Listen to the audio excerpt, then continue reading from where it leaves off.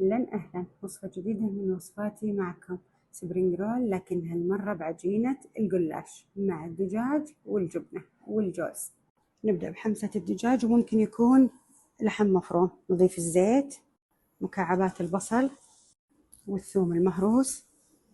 انحمس عندي البصل، راح أضيف الدجاج المفروم وأستمر بالتقليب. تغير لون الدجاج ونستمر كذا ندق الدجاج لحد ما يكون ناعم. ملح وفلفل أسود وبابريكا، رشة كمون ورشة كزبرة ناشفة. راح أضيف الجوز المهشم، بقدونس مفروم، وجبنة الموزاريلا. حرك الخليط كله مع بعض وأغطيه وأتركه لحد ما يبرد تماما. مثل ما قلت بأول الوصفة، راح أستخدم عجينة الجلاش. ناخذ الشريحة وقطعتها إلى 4 أجزاء بهالشكل.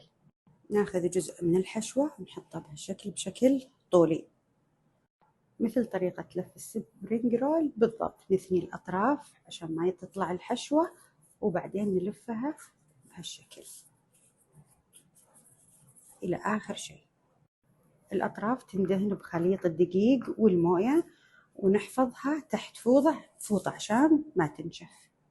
بزيت غزير وحار نقليها. ممكن تدخلونها للقلاية، بس بالنسبة لهالوصفة بالذات القلي أفضل.